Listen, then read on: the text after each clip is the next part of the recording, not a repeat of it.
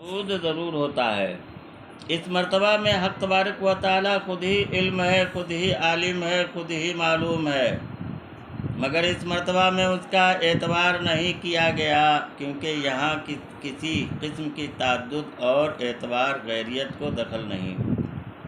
اس مسئلے کی تفصیل علم کے بیان میں ہوگی۔ وحدت کو حقیقت محمدی بشرط شے بالقوا بشرط کثرت بالقید اما، بعض لوگ اس کو نفس رحمانی بھی کہتے ہیں۔ کیا کہتے ہیں؟ نفس رحمانی۔ بعض لوگ اس لحاظ سے کہ وحدت ہی کے درجات کی تفصیل واحدیت میں ہوتی ہے، وحدت کو رفیع الدرجات کہتے ہیں، اور رفیع الدرجات اور ذل عرش اس پر اشارہ ہے۔ ذل عرش جو ہے نا وہ کیا ہے؟ اس پر اشارہ۔ بعض اس لحاظ سے کہ وحدت اپنی ہی تفصیل کو واحدیت میں چاہتی ہے، تو وحدت کو حب ذاتی کہتے ہیں۔ فَأَحْبَبْتُ أَنْ أُعْرَفَ فَأَحْبَبْتُ أَنْ أُعْرَفَ، اس مرتبے کی طرف اشارہ ہے۔ وحدت ذات حق کا ایک مرتبہ ہے جس میں قابلیت کثرت مگر ہنوز کثرت موجود نہیں، بالفعل نہیں۔ ان قابلیات سے کثرت کو شیون ذاتیہ کہتے ہیں۔ ان کو کیا کہتے ہیں؟ شیون ذاتیہ۔ حقیقت محمدی میں زید، بکر، عمر یہ سب جزیات ہیں، انسان، حیوان، جسم یہ سب کلیات ہیں۔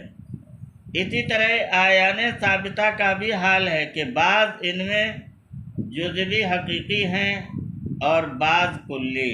کلیات میں بھی بعض چھوٹی کلی ہوتی ہے اور بعض بڑی، مثلا انسان چھوٹی کلی ہے اور حیوان بڑی کلی۔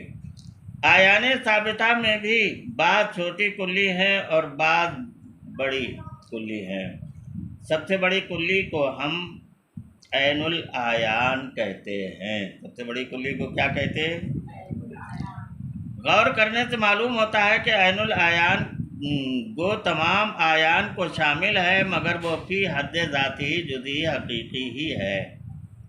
اس پر اور غور کرو تو معلوم ہوگا کہ عین العیان کی دو تشخص ہیں، ایک تشخص ذاتی کہ اس کی ذات ایک ہے، دوسرا تشخص عارضی باعتبار اعیان ثابتہ کہ اس کی جو کلیت عارض ہوتی ہے وہ عام اعیان کا لحاظ کرتے ہوئے ہے۔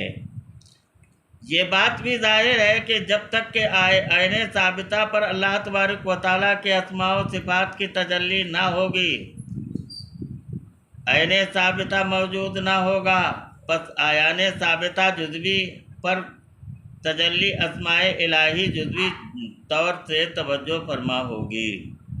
پس ایک عین پر جو تجلی ہے وہ دوسرے عین پر ہرگز نہیں ہوتی، ورنہ دو عین کے دو جدا جدا ظہور نہ ہوں گے۔ دیتا ہے ہر ایک کو حکیم جس کی جیسی لیاقت ہے، جتنی انگوٹھی ہوگی اتنا ہی نگ بھی ہوگا۔ اب رہا عین العیان جو تمام اعیان کو شامل اور اس کے حاوی ہے، اس پر جو تجلی ہوگی وہ تمام تجلیات کو حاوی ہوگی، اس کو شان الوہیت کہتے ہیں۔ اس کو کیا کہتے ہیں؟ ان صوفیہ کے پاس تجلی کو رب اور عین ثابتہ کو مربوب کہتے ہیں۔ کیا بولے ہم نے؟ صوفیہ کے پاس جو ہے نا کیا ہے؟ تجلی کو کیا کہتے ہیں؟ رب، اور عین ثابتہ کو کیا کہتے ہیں؟ مربوب۔ جو تجلی میں اعیان پر پرتو افغن ہے اس کو رب الارباب اور تجلی اعظم کہتے ہیں، اور عین العیان کو عبداللہ یا مربوب اعظم کہتے ہیں۔ ہمارے خیال میں عین العیان اور عبداللہ ہی حقیقت محمدی ہے، اور اللہ جو رب الارباب ہے، تجلی اعظم ہے، مستجمع جمیع صفات کمالیہ ہے، حقیقت محمدی پر تجلی فرماتا ہے، عین العیان تو نظر نہیں آتا، کیونکہ یعنی عین کو وجود کی ہوا تک نہیں لگی، ان دونوں کے ملنے سے موجود خارجی اعظم جامع وجود پہنتا ہے۔ اس واسطے بعض حضرات اس مرکب کو حقیقت محمدی کہتے ہیں۔ ان کی نظر دینے والے پر ہے، لینے والے پر نہیں۔ ان کو اس حدیث پر توجہ کرنے کی ضرورت ہے، انما انا قاسم واللہ یؤتی۔ حق تو یہ ہے کہ میں تقسیم کرنے والا ہوں اور اللہ دیتا ہے، لینے والے اور دینے والے میں امتیاز نہ کرنا درست نہیں۔